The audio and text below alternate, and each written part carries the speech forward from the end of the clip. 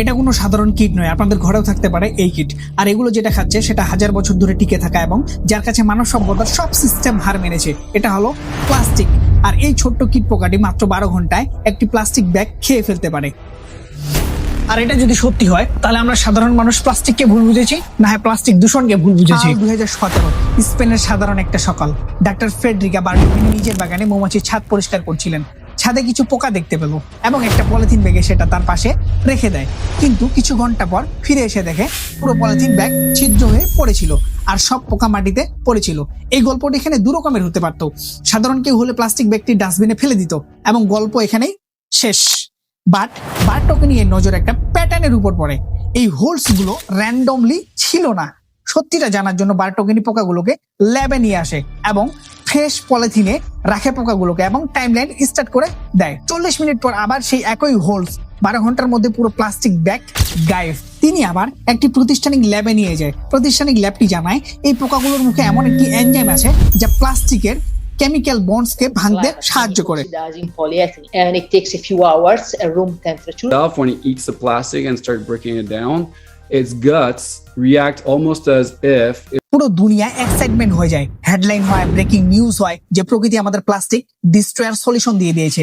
Lab activate হয়। 2019 থেকে 2020 সাল পর্যন্ত ভেরিফিকেশন, রেপ্লিকেশন, ফান্ডিং সবকিছু পদক্ষেপ নেওয়া হয়। কারণ প্লাস্টিক পলিউশন শুধু একটা প্রবলেম ছিল না, এটা ছিল জনজীবনের চরম একটা সমস্যা। The point of no return. এই জায়গাটা একটু ভালোভাবে লক্ষ্য করো। এর সাইজ 5টি বাংলাদেশের সমান। এটা কোনো উর্বর জমি নয়, এটা একটা প্লাস্টিক আবর্জনার স্তূপ। ইয়েস, 5টা বাংলাদেশের সমান এই প্লাস্টিক আবর্জনা স্তূপ, যেটা প্রশান্ত মহাসাগরের মাঝখানে রয়েছে। আর এটা যদি সার্কেল পেজ ধরা হয় সেটা পুরো ইন্ডিয়া দেশের পেজের সমান হবে। 2014 সালের এক রিসার্চে বলা হয় এখানে প্রায় 5.25 ট্রিলিয়ন পিস প্লাস্টিক আছে আর এর ওজন প্রায় 269 টন। আর বিশ্বাস করবে না হয়তো, এই প্লাস্টিক আবর্জনার জন্য 1 মিলিয়ন সামুদ্রিক পাখি, 1 লাখ মোয়ামুলস মারা যায়। অনেক প্রাণী প্লাস্টিকের বিষ খেয়ে আর নাইলনের জালে আটকা পড়ে মারা যায়। আর অবাক হওয়ার বিষয় যে শুধু দুনিয়ায় একটি প্লাস্টিকের আবর্জনার স্তূপ নয়, দুনিয়ায় অ্যাটলিস্ট মেজর আরো 5টি আবর্জনার প্লাস্টিক স্তূপ রয়েছে। আর না জানি কত প্রাণী মারা যায় প্রত্যেক মিনিটে। এক retirement naval officer and researcher Victor ভেস্কোভের গল্প শুনি। তিনি পশ্চিম মহাসাগরে সবচেয়ে গভীর জলদেশে যাওয়ার প্রস্তুতি নেন এবং একে একে তা সফল করেন। আর সর্বোচ্চ জলের তলদেশে যা দেখেন তা অবাক করার মতো। ভেক্টর ভেস্কোভকে সেখানে প্লাস্টিক ব্যাগ এবং রেপার জলের তলদেশে স্বাগতম জানায়। But as I continued going along the bottom and cruising around, I did see what appeared to be 1 or 2 particles of man-made matter, and one of them had a letter on it. Just imagine, পানির নিচে 12 kilometre জল দেশের তলায় plastic পৌঁছে গেছে। আর বড় problem এটাই যে এই প্লাস্টিক কখনো ন্যাচারালি ডিস্ট্রয়ই হবে না। যুগের পর যুগ এটা জমা হতেই থাকবে এবং জলের তলদেশের মৎস্য প্রাণীদের জীবন প্রবাহ ব্যাঘাত ঘটাবে, তলদেশের পরিবেশ নষ্ট করবে। এই প্লাস্টিক পৃথিবীর সব জীবের জন্য স্লো প্রয়োজন।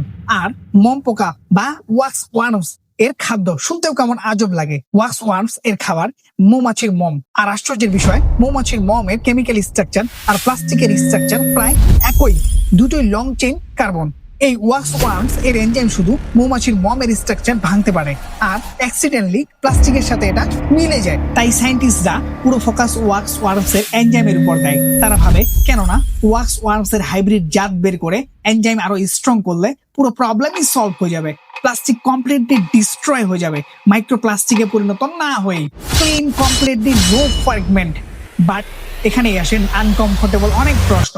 সত্যি কি এই পোকাটি পৃথিবীর 10 মিলিয়ন টন প্লাস্টিক খেয়ে ফেলতে পারবে যখন প্রত্যেক বছর 400 মিলিয়ন প্লাস্টিক নতুন করে যোগ হয়? রিয়েলিটি কিন্তু খুবই ব্রুটাল। যতগুলো প্লাস্টিক তৈরি হয়েছে সেগুলোকেই শেষ করতে 2 কুইন্টাল ওয়ার্মস এনজাইম ক্যাপাসিটি আমাদেরকে ডেভেলপ করতে হবে। আর লাগাতার 12 মাস পুরো পৃথিবীতে কাজ করে যেতে হবে এবং পৃথিবীর পুরো সব দেশের কোঅপারেশন প্রয়োজন পড়বে। আর মেইন প্রবলেম প্লাস্টিক ব্র্যান্ড কোম্পানিগুলো, তারা দিন দিন উৎপাদন বাড়াচ্ছে, বন্ধ তো দূরের কথা, প্রত্যেক বছর ডাবল ট্রিপল হচ্ছে প্লাস্টিক উৎপাদন। এটা সলিউশন সত্যিই কি একটা পোকা হবে? একটা কঠিন সত্যি কি জানেন, প্লাস্টিকের মূল দূষণ আমাদের সাধারণ মানুষের উপর চাপানো হয় যে আমরা কেয়ারলেস, যেখানে সেখানে প্লাস্টিক ফেলি। প্লাস্টিক প্রবলেম কখনো কেয়ারলেস নয়, প্রবলেম উৎপাদনে। বড় বড় ব্র্যান্ড, হার্ড প্লাস্টিক প্যাকেট, নামি দামি মরকজাতকরণ, ছোট প্লাস্টিককে আকর্ষণীয় করতে নানান রাসায়নিক পদার্থের ব্যবহার, আর সরকারের ভ্যাট ট্যাক্স এর ইকোনমি সিস্টেম। আর এই রিওয়ার্ড শুধু আমরা সাধারণ মানুষগুলোই পাই যে আমরা কেয়ারলেস। প্লাস্টিকের ফিজিক্স সিম্পল, যে কোনো খাদ্য বেশি দিন সুরক্ষিত থাকবে আর যত চিপ প্রোডাক্টই হোক না কেন। আর আজকে 600 বিলিয়নের প্লাস্টিক মেশিন তৈরি হয়েছে যা সব দেশের জিডিপি কে কন্ট্রোল করে। আর এর সুবিধা নেয় কারা জানেন?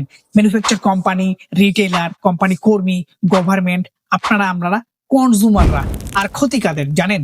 সমুদ্রের মাছের, জঙ্গল, জানোয়ার আর আমাদের ভবিষ্যৎ প্রজন্মের, যেটা আমরা কখনোই দেখতে পাই না।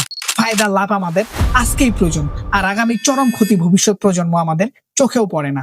যখন কোনো রাজনৈতিক নেতা এমপি মন্ত্রী হয়, তারা শুধু 5 বছরের চিন্তা ভাবনা করে, আমাদের 50 বছরের ভবিষ্যৎ তাদের কাছে কোনো ফ্যাক্টই রাখে না।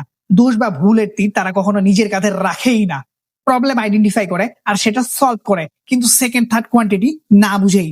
তখন সলিউশন নতুন করে প্রবলেম দাঁড় করায়, এই প্রবলেম শেষ করার জন্য আরো নতুন সলিউশন নিয়ে আসো। এরকম সমাধান এবং সমস্যার চক্রতে পড়ে আমরা ভুলেই যাই প্রত্যেকটা সমাধান আরো কয়েকটা নতুন সমস্যার দাঁড় করায়। আর এটাকেই বলে লো অফ সেকেন্ড অর্ডার কোয়ান্টিটিস। আর এটা প্লাস্টিকের গল্প নয়, এটা আমাদের হিউম্যানিটিস প্যাটার্ন। ভালোভাবে বাঁচতে জঙ্গল কেটে সাফ করেছি আর পেয়েছি বিষাক্ত অক্সিজেন, যা দিন দিন আমাদের শ্বাসকষ্ট বাড়াচ্ছে। ইলেকট্রন বা বিদ্যুৎ আমরা তৈরি করেছি আধুনিক জীবনে সুখ শান্তি পাওয়ার জন্য, তার জন্য ড্যাম্প বানিয়েছি, আর তার পরিবর্তে পেয়েছি বন্যা, জলোচ্ছ্বাস, খরতা। ইন্টারনেট বানিয়েছি যাতে পুরো ওয়ার্ল্ডের যোগাযোগ উন্নত হয়, তার পরিবর্তে পেয়েছি আনকমফোর্টেবল লাইফ আর ইন্টারনেট এডিকশন। আর আমরা এগুলোকে বলছি প্রয়োজন। আচ্ছা, একটা প্রশ্ন করি আপনাকে, প্রয়োজন আগে নাকি মানুষ আগে, নাকি মানুষের জীবনে বৈচিত্র্যে সুস্বাস্থ্য আগে?